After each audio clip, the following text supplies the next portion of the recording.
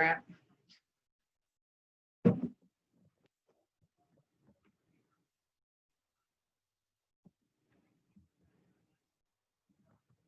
Hey, Grant, hold on one second.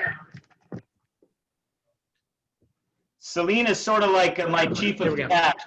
She keeps me out of trouble, gets me out of trouble, makes sure I show up where I'm supposed to show up, because I'm kind of a whirling dervish sometimes. But before Celine gets going, I just want to say thank you to everybody involved in today.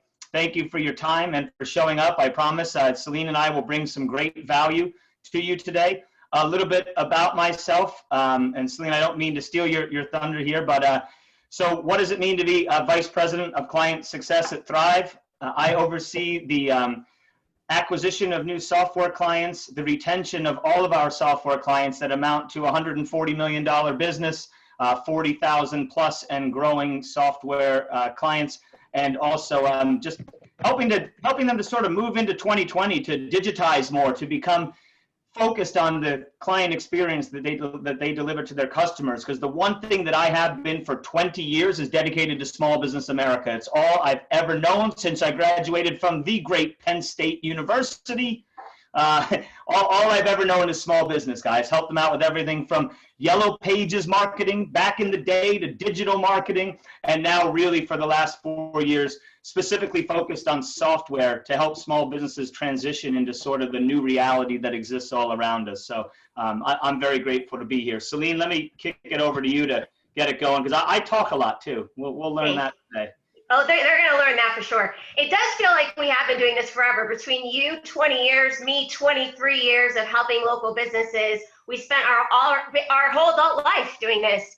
Yep. By the way, we started when we were 12. I think that's what we're telling everyone. But you look great, Grant.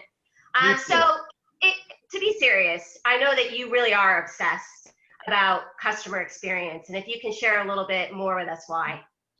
Yeah, as I've said, we in the last just 4 years, we've grown our software business to 40,000 strong, and you may wonder why. What kind of software is this? And we'll get more into that in a little bit. But really, what we offer and what's needed by small business America is a complete and holistic end-to-end client experience platform. So what the heck does that stuff mean? Well, if you think about it, think about yourself as consumers. We live in an ultra consumer driven marketplace now. The consumer has so many choices. It's really up to them where they spend their money. There's so many people around them. And what we found is that, and this may be hard to believe because I know there's so many proud small business owners out there, what's even more important than the service that you deliver or the product that you sell is actually the experience that you deliver in 2020. And by the end of this year, that will never be more true, especially as we live through this sort of COVID era that we're going through at the current moment. And let me give you a really quick example in case you think I'm just full of nonsense when I say that. Think Domino's Pizza, all right? Now, Domino's Pizza is not good pizza. Every one of you, Albert, Barry, Donato, all of you can think of a better local pizza place than a darn Domino's, right? But as small business pizza shops go out of business in droves in the double digits year after year after year, there's one company that makes crappy pizza that's growing exponentially year over year, and that's Domino's. Ask yourself why. Why do they grow? They grow for one reason. They're easy to do business with. You pick up your phone, you touch an app, and then inside it, you simply touch repeat last order, and the darn pizza is there in 30 minutes.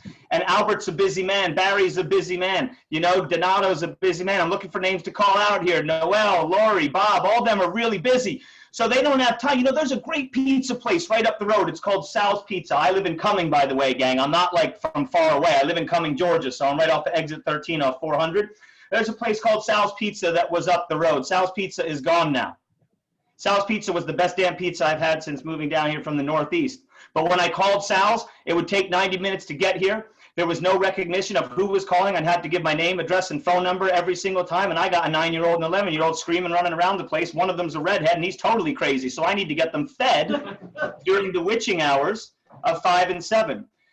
So I share this example, and sorry it took so long, to have you really think about the importance of the experience that you deliver. And are you easy to do business with? Are you easy to take a retainer from?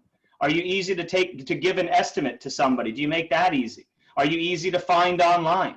Because consumers, they just won't wait around, man. They just don't. And you might be the best darn CPA in all of the Atlanta area, but if you're difficult to do business with, hard to pay, not really, easily found online, don't have a mobile responsive website, can't send estimates, don't allow online scheduling, it's not that you lose all your business, but it'll be more difficult to grow and to retain. So hopefully that resonates a bit. That'll be my longest bloviated diatribe of this sort of 30 minutes together, but it's important that everybody realize, you know what? Experience is important in this day and age. So Celine, I'll kick it back to you. Grant, I really appreciate you sharing that, because I don't think everyone realizes that Domino's is just a technology company that happens to sell pizza. Mm-hmm. So, and especially now in our, what is a now normal, not a new normal, now normal, with COVID-19 still here, it's now more important than ever that our business owners are thinking outside the box on how to be able to stay relevant and continue to be able to compete. So Grant is going to walk us through 6 ways that business owners can immediately make an impact on their business, right? When I say try to really stay relevant and stay connected, the 6 ways, we're going to talk about how to reach more customers. Then we're going to move into how organization is key, more critical than ever. Making payments easy is a big one. That's going to be a hot topic. And then why we need to, in some cases, over communicate, and how automation will be able to help our business owners communicate more effectively. And then why it's so important to earn more reviews. So we're going to start with reaching more customers. If you have not started taking notes, now is the time. But Grant, if you can take us through what are some really great ways to be able to reach more of our customers? Absolutely. One of the most important factors, obviously, in the ability to grow or even to maintain is to bring new customers in the front door, because through no fault of your own, you're losing some every month, every year, right? You can give the best service, people move away, so many different reasons why you lose customers.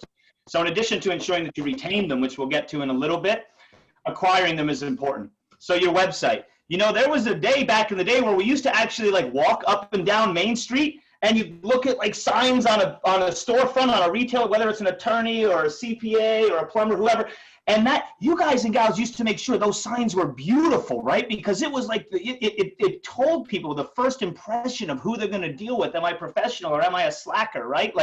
It was really important. That's all a website is in this day and age. When somebody lands on that website, whether it's on a computer or on a smartphone, it's got to be ready to go. It's got to capture the attention. It's got to have some kind of compelling reason for somebody to want to reach out to you. And the website should be more than just static words on a page. It should be a living, breathing entity akin to an employee of yours that can receive appointments, that can communicate back and forth between you and the client. Because we know, especially if you're planning on being in business the next 10 years, and any mid-20s people, they don't know how to talk. They don't know how to pick up a phone. Am I right? Barry's looking at me. Everybody, they text. What do? They text. They instant message. Nobody wants to actually talk to people anymore. So as time goes by, that website being used, yes, to disseminate information and get some new people, it also has to be used as a communication tool. So you're going to want to think about that moving forward. Next up, social media presence. Who sees this at the dinner table or in their house? I mean, people are on the damn phone nonstop, right? They're on it nonstop. Where are they? A large amount of their time is spent on social media. So are you there? You see, the biggest thing we all have to realize that I think resonates with small business owners is you have to meet your potential clientele or potential customers where they are. We can't force them to move to where you are, right? You have to be where their eyeballs are already looking. And you have to do it affordably, and you have to do it strategically. And you have to only get in front of the eyeballs that may be appealing as your ideal client profile, who you're going after. But you do have to be there, because lack of being there hurts in this day and age. So instead of swimming upstream, go with the current and find a way to affordably get on social media and share. Another big one which we've all fallen victim to, I think, is accurate online listings. Yeah, I know almost all of you probably have your Google straight and your Yahoo straight. There's also 50, 60 other places out there where people end up by way of Google searches or looking on Yelp. They just end up in these other entities. And what do you look like there? Is it the right URL? Is it the right hours? Is it the right address?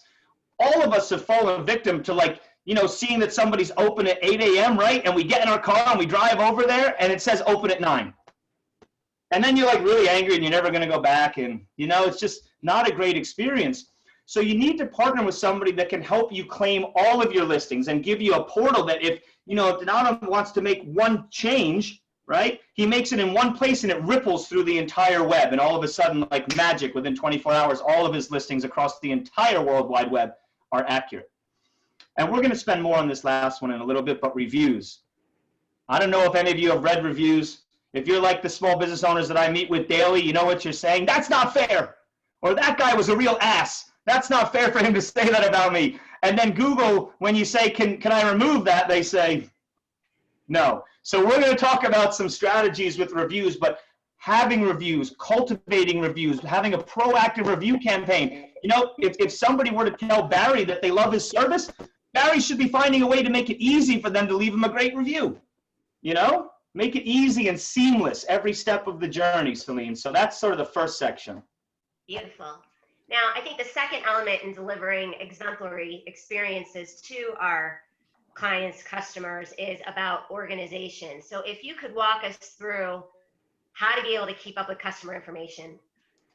Yeah, so, you know, we've all heard the acronym CRM, right? You need to have somewhere that's digital, that's mobile, that goes with you no matter where you are, and that your staff can have, if you have staff, that they can have wherever they go, so that when a client contacts you, say it's a former client, and let's say I'm calling, and I'm telling me pick on somebody else here. I'm calling CA, right? I'm calling CA dentist. I think that was the industry, right? I think, yeah. So, right? If I'm a patient, I'm calling in, and somebody answers the phone. Don't you think it's important that that person immediately can access what services I've done here before, what services I said I might be interested in, who my spouse is, who my kids are, so that I can have a conversation as if me as the dental client or patient, I should say, is so important to CA and her company that they know everything about me. And they don't say, I'm sorry, what were you calling? What did you do before? Or, you know, by knowing your client, and having all of that information centralized, every transaction you've had with them, every bill they ever paid, every invoice you ever sent, every conversation, even via text message, captured in one place, you come across as so client-focused and client-centric. People don't leave you because of that type of service, where I feel like CA's dental place, they know me. They know me. They know my kids. They have a note in their CRM that says, oh, last time he was going to Florida. And now I can bring that up when you call, how was Florida? We've all been overwhelmed with that kind of service. Am I right?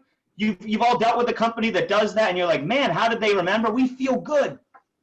So Rolodexes and pieces of paper and notepads, it doesn't cut it anymore. You need to be able to access this stuff quickly. So I'd ask yourself if you can. Payments, well, listen, man, more so than you know, one of the things that I believe is that one thing that COVID did was it sort of, it sped up secular change that was already happening, right? And contactless payments was something that was already gaining steam before this thing hit us, right? But now it's like table stakes, contactless payments. All right, you go to the grocery store, right? You don't have to sign anything anymore, right? You don't have to grab that electronic pen, nothing, contactless. So do you offer them? And if you do offer them, is it easy? And when you send an invoice, or you're asking for a down payment, can you do it digitally? Can you just, in 30 seconds, do it from your smartphone, ping it over to their smartphone, they click accept, and it comes back? Can you make it easy? Can you make it seamless? Can you impress the client? You know, got to be able to do that in this day and age. Look, online appointments, one thing that I know for a fact is that there's many people on here, because again, this is my lifeblood is small business, who say, oh my gosh, I don't want people to be able to book time with me on my website. I don't know where I'll be or what I'll be doing. And I get it. But it is 2020, so you got to start thinking consumer first, right? There's a lot of you right now that I'm looking at on here that don't get a chance to take care of themselves or their family until after hours, right? And so you can't always call somebody because whatever you need done, that place of business isn't open anymore. So you yourselves do what? You go online. You go online and you try to book an appointment or try to book a time to call, find out when they're right. I mean, so even if it's not right for you, make sure you're using a centralized appointment system or calendar, even if you want to keep control of it.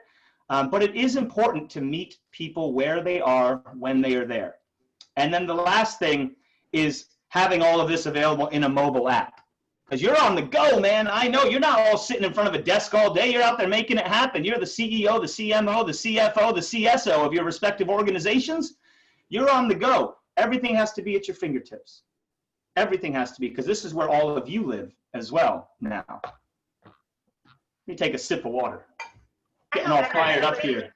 Thank you, Grant, because I think hopefully everyone appreciates that information both personally and professionally. So this one I'm really passionate about. So I'm down the street too. I'm in Chattanooga, Tennessee, and I tell you that I have had a florist that I loved for years out in Ottawa. And they did such beautiful work. And what ended up happening and what I discovered during COVID is that I called because I wanted to cheer someone up in a difficult time. And they were forcing me to give my credit card information over the phone. And like the sirens are going off in my head. I'm like, I can't do that. Like there's a whole safety factor of not giving your credit card information over the phone. So, you know, the sad part is I would have been their customer forever. So that's really a bummer. So, you know, if you could, Grant, walk us through why contactless payment is more critical than ever. Yeah, absolutely. And we won't spend much time on this one because I accidentally just covered it in my sort of tirade on the last slide. But contactless payments is important. Look, I'm going to dovetail this into something else that's, you know, it's tough to share with Small Business America, but again, this is all I live and breathe with literally tens of thousands of small businesses and mounds of data on them. And that's that the assumption of the consumer is not that you guys are safe to do business with right now.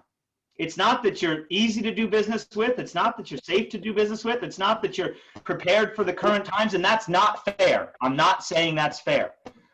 But when somebody in this day and age, especially with what we're going through with, take COVID as an example, they don't assume that you're going to take contactless payments if you're a small business. They assume you only take checks or cash still.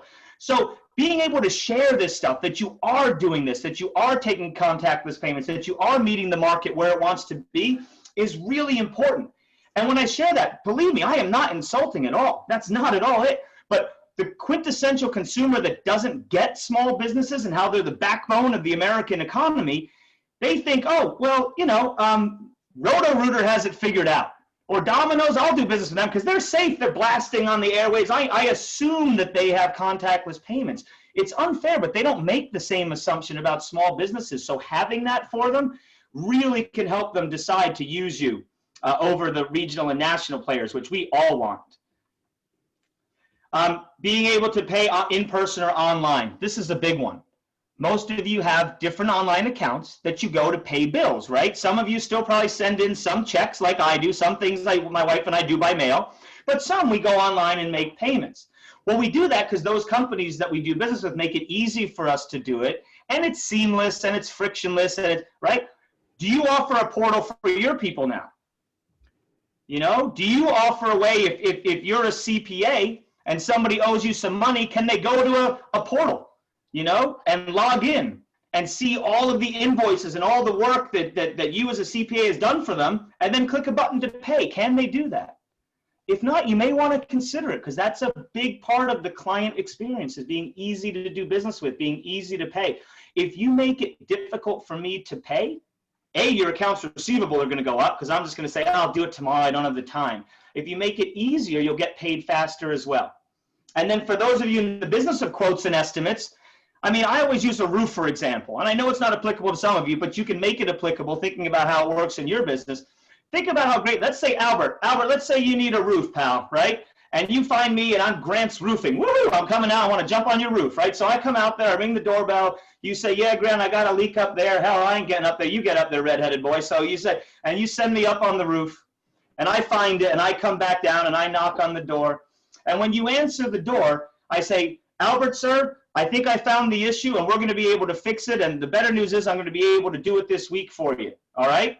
And then you say, great, how much is it going to cost? What if I could say then, well, just look down at your smartphone, and sitting right there as a text message is a link. You click it, and on your smartphone opens up the estimate, everything that I'm going to do, all the work I'm going to do. And then I say, let's review this together. And Albert says, all right, you know what, that looks very fair. I say, great, click that green button, and you just got to give me 10% down. He does it, boom, money's in my hands. It all happens in 30 seconds. That's easy to do business with. And Albert then says, damn, this roofer's got his stuff together. And then Albert refers me as a roofer to other homes in the neighborhood when they have a roof issue. And my business blows up. And why? This is all, I've pleased him before I even fixed the roof. See, that's the beauty of the experience part of the journey. And even if I have a little stumbling block, right? I stumble on something, I miss a shingle. Albert still up to that point has had such a good experience with me that he's probably willing to say, oh, I'll give the kid a chance to make it right. If I've delivered a crappy experience, I'm never showing up, I don't send him appointment reminders to be there, I have paper estimates that Albert's busy, he lost it, right? Instead of digital, which is there forever. You know, if I'm hard to do business with and then I make a mistake, he's less likely to stay loyal. So I hope these examples are helping you, ladies and gentlemen, you know, just kind of think about the experience in your own lives when you deal with businesses. So Celine, go ahead. That was an awesome example. Thank you, Grant. So I will say that one thing, I can give you many reasons that I think that this is excellent, but here at Thryv, our senior leadership team in the last really 28 weeks, since, you know, obviously we've had to shift to a virtual environment, really, I think in some ways over communicate with us, which is so great that we're making sure that we're always comfortable as we're a virtual first company. And I will say that when you think about our business owners, more than ever, we need to be communicating. So Grant, if you could take us through what are some great ways that we could help communicate with our customers, our patients, our clients, how can we get better?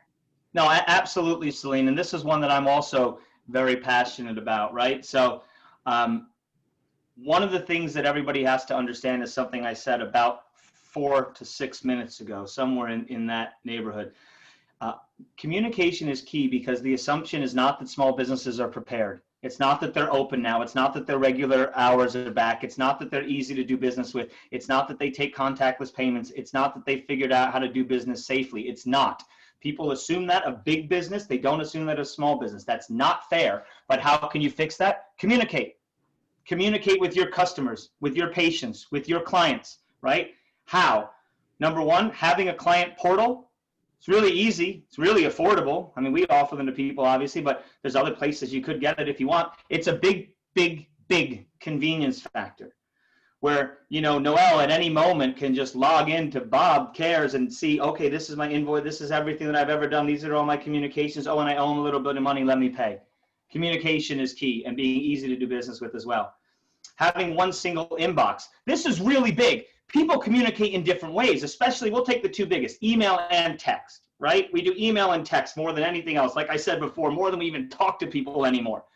Having a system that takes email or text communication and centralizes it into a single inbox within one app is really cool because then when you communicate back to somebody, it hits them in their email and their text instead of just in their email or their text. So whatever the consumer or your customer is more comfortable with is how they can respond back to you. And again, ladies and gentlemen, what are you sending? You're sending your new safety precautions to make people comfortable. You're sending your contactless payments, how we do this now. You're sending your, hey, we're back to regular hours now. As we open up the country, we're back to 8 to 5. You've got to communicate ongoing. And that should continue on social. As I mentioned before, many of our eyeballs are on social media, more so than ever, right? With the Twitters and the Facebooks and all this stuff, right? Instagrams. So you got to be there saying, again, things like, we're open, we're safe, we take contactless payments. It may seem silly and you may think, what is he talking about? I promise you, this is all I do for a living, is deal with small business America and consumers. You've got to be so deliberate about never assuming that consumers feel the right way about you and over communicating your part of the story ongoing. One of the best ways to do that is website pop-ups. I don't know if anybody on here has a website that does pop-ups. So affordable, so cheap, and so powerful. The first thing when somebody lands on your website in this day and age should be something that pops up and says, we're open, we're safe, we take contactless payments, here's some kind of offer or some kind of enticement. Because that's what's in somebody's head before they land there. You can answer all those questions, they close it out, and boom, now they're into your story on your beautiful website. But don't make them search for that or go into the relationship wondering, you know, are they safe? Should I use them? Nah, I'll just go to that national business. I'm sure they've got it figured out, right? And then the last thing is email and text reminders. That's big. I can't see Lori or Callaway or Steven or John. I don't want them to think I'm not picking on them at all, or that I don't notice that they're there. But you know, that's another really big piece, right? Many of you, I mean, if whether you're a lawyer or a florist or a dentist, doesn't matter. When somebody doesn't show up, there's an unrecoverable cost to that. Like, you can't fill the chair or fill that time last second for many of the businesses that you guys and gals are in. So what does that mean? You've got to increase the probability of success that somebody will show up. How do you do that? Text and email reminders. You all get them from dentists and doctors now. Are you offering them? You should be. Again, very affordable, easy to do. And if it helps 15% people show up that would have been no-shows, gosh, does that pay for itself a million times over? So think about those communication as well. This one, because right, the 98% of text messages have an open rate. Text messages have an open rate of 98% within 2 minutes of receipt. We know that's true because half of you have checked your text message while I've been talking, and that's okay. It's healthy for us to be honest with each other. People, in other words, I say that in jest, but you can't stay away from that ding, right? You get that ding, it gets open. So how are you incorporating text into your communication with clients? All right, C. Grant, that was so important, because I think everyone at some point, whether it's personally or professionally, has had some heartache because of lack of communication. So that was really important stuff. So, you know, some of our business owners that are with us and the audience may be saying, you know what, Grant, that sounds great, all about over communication, but I am the chief sales officer, I'm chief marketing officer, like I'm wearing all these different hats to be able to continue to get my business to grow. And that may sound overwhelming. Communication, all that communication, can I do it? So can you walk us through how automation could really be helpful in taking communication to the next level? Yeah, absolutely. I have no doubt that people are feeling that way. They're probably thinking, oh my gosh, redheaded boy, let me tell you something. It sounds great. I'd love to do it all, but like I have a day job, which is sort of doing everything around here, right? So I get it. But what I can tell you is that Amazon and Domino's don't have, you know, warehouses of people sitting there saying, oh, look, Steven just bought something. Let me send him a text reminder, right? No, it's all automated. It's all computer. It's all technology, right? So you can have that too, where you're doing what you love to do, which is run your business and serve your clients. And there's a whole machine working in the background, sending out things like reminders to show up for appointments, right? Sending out things like thank yous. That's so important. That's another table stakes thing. How do you thank people? You probably do it verbally, I have no doubt. But shouldn't there be a systematic way that after somebody does business with you and pays a bill or gets logged in somewhere in your CRM, a thank you gets kicked out. Thank you for doing business with us. Here's a little referral program. And also, by the way, here's 10% off your next order, or, you know, free teeth cleaning. CA's like, we don't do teeth cleanings for free. We make a lot of money on those, but you know what I mean. Receipts. Right? How do you send receipts? Do you just give a paper receipt? Or is there a way to digitize it so that you always have a record and they always have a record of their receipt? That's all automated. That can all be automated. Follow-ups are big. Following up, you can set any time frame you want. You know, if you're a CPA, it can be for, you know, tax season, where the machine, just anybody in your CRM, let's say you have 250 people in there, sends all of them. You don't even have to think about it. It's just done. It gets sent out. There's a promotion. There's this. And you could do like a series of them, a series of 6 emails and texts that don't get missed. Just reminding people it's time to come to you, or securing them because maybe they were thinking about going somewhere else, because people aren't that darn loyal. I don't know if you've noticed. I think you have. They ain't loyal anymore like they used to. What's the cheapest deal? Who can do it the quickest? But they are loyal to experience, right? And then haven't heard from you. That's great. There's probably some of you well, I know there are. There's many of you on here that are in industries where you're not working with your clients sort of every week. But when you don't hear from them, or you haven't touched base with them, or there's nothing new in the CRM, what if every 60 days, if somebody goes 60 days and your system, your platform, your software realizes that you have not interacted with X client, it just sends them a, hey, we're still here. Here's a little value message and we'd love to talk to you soon type thing. All this can be done without you thinking about it. You're doing your stuff. The software is doing it, and think about that. That's a 1 + 1 = 4 output from a yield perspective. It's kind of like having an employee without having to pay the employee and the benefits, right? So, and you guys are reading this on the screen now. You know, this is just think about yourself as a consumer. you'll agree with everything said here with that way you shop and who you choose to do business with. So now we'll roll into the last one and wrap it up, because I know that time is precious. Celine, I'm just going to take this one because I love it. Earn more reviews. We alluded to it during the first part. Let's just dive in here. There's really three reasons why reviews are important. You all know this. This is like the most duh thing I've said today. If you think about how you decide who to do business with, reviews, it improves customer service and encourages repeat business, right? If you are proactively soliciting reviews, you will hold yourself to a higher standard, knowing that how you treat somebody is going to have a direct and linear correlation to their future probability of choosing to do business with you again, right? Number two, gives consumers confidence in choosing your business. That's all of us, right? Like I said before, all of you have read a bad review. Well, what are you doing to get 15 more good ones to sink that puppy way down, that bad one, push that puppy to the second page, and let's have 15 really good reviews, because we proactively ask everybody that loves doing business with us to just share it online. And how do you make it easy for them to do it? One click away. Send them a text, boom, they click it, ask them how many stars to leave, a little comment, they're done. Make it easy on them and beneficial to you. And then obviously, you all know that as algorithms change in the realm of, we'll use Google specifically, the more reviews, the more human interaction that they have with you, the better you're going to end up ranking. The more often Google is going to serve you up as well. So I already mentioned identify happy customers and ask them for a review. But also, this is a big one. If you've anybody here ever been to like a TripAdvisor or any of those like hotels.com, stuff like that, where reviews are left for like vacations and stuff and hotels, one thing that you'll notice is that all of them, what do? They respond to every review. You know, Stephen, the maitre d', will say, oh, Grant, I'm so sorry for your experience. Or, oh, Grant, I'm so happy that you enjoyed your experience. There's always a response because it acknowledges the time that somebody took to leave the review. And it's got to be in the realm of 95% of small businesses don't respond to reviews that are left, whether they're negative or positive, mostly because you don't even know about them.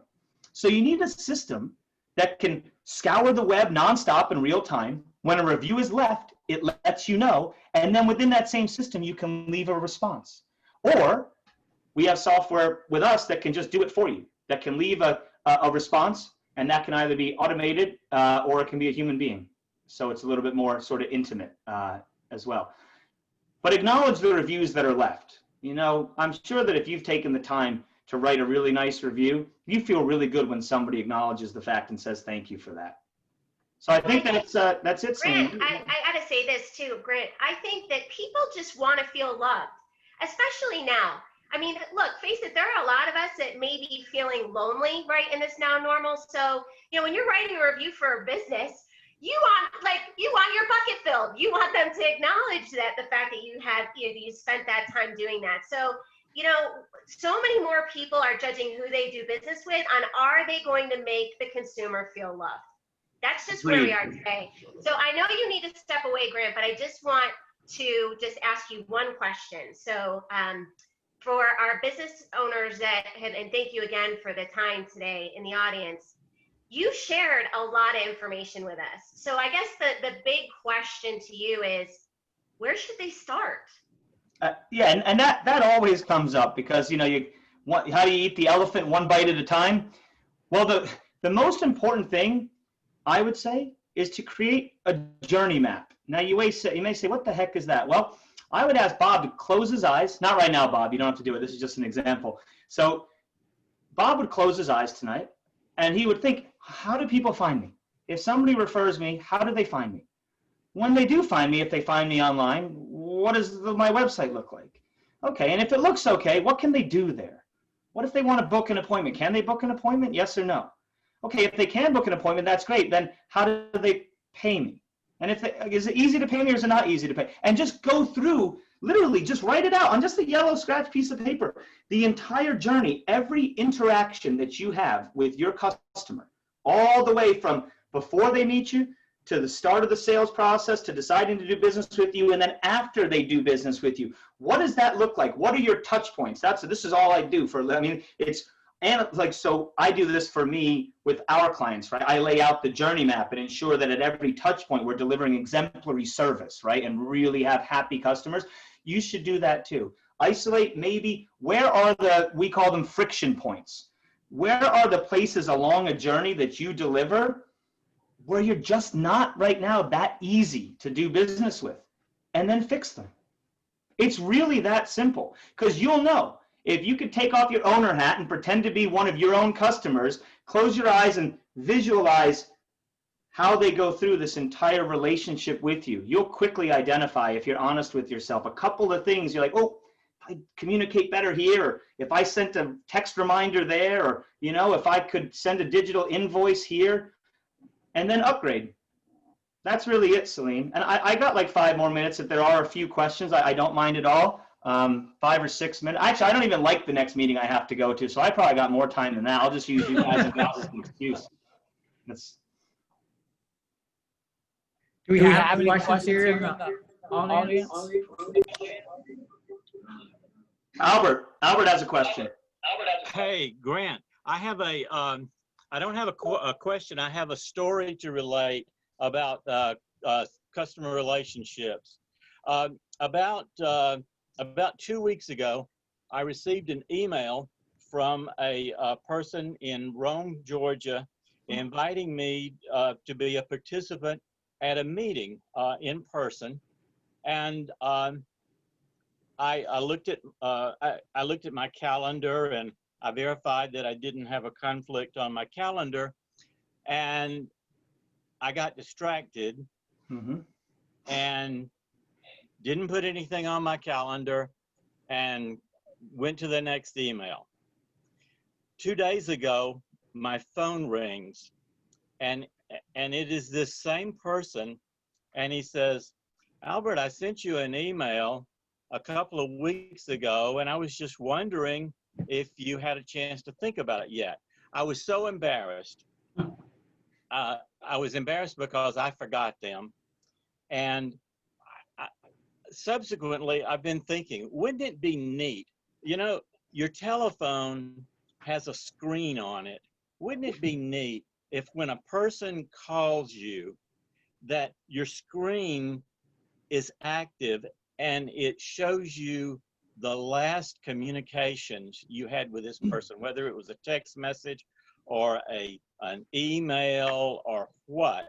I just, you know, there must be something like that in development or out there, but of course I couldn't pay for it. I just wanted to relate that story. No, Albert, it's a great story, and by the way, I'm going to take that away, steal that idea, and put it into our software. So thank you for that. It was very worthwhile. Sure. I'll most likely give you no credit, but I'll be thankful deep down for that idea.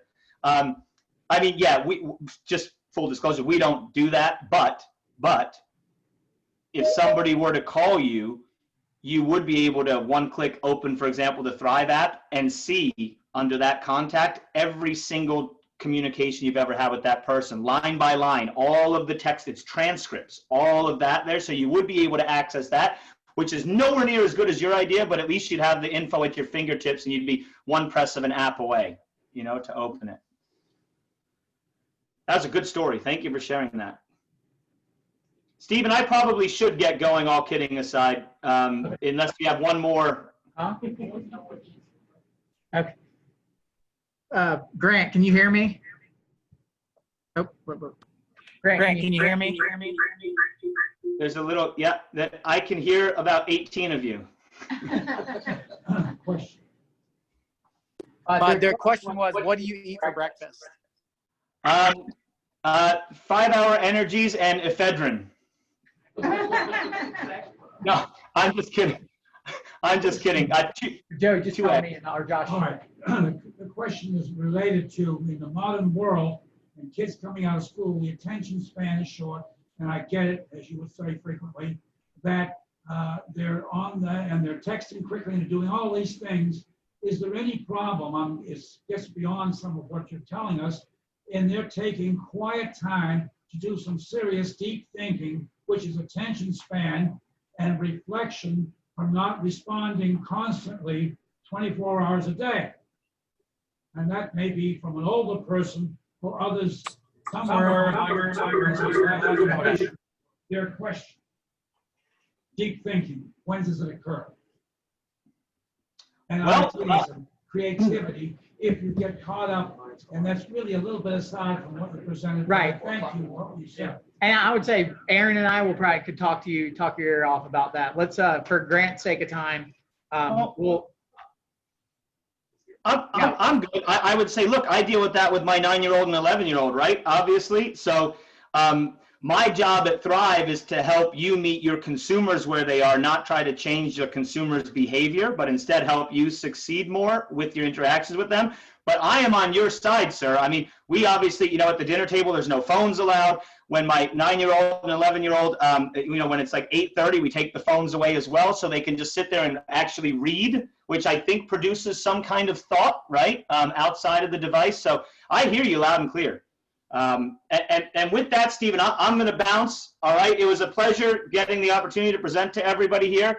And I wish you the best of luck, man. We're big fans of small business. This is what we dedicate our lives to as well. So have a great day. Have a great rest of your meeting. Thanks, Grant, and thanks, Elaine. Yep. Good one. Talk to you guys later. And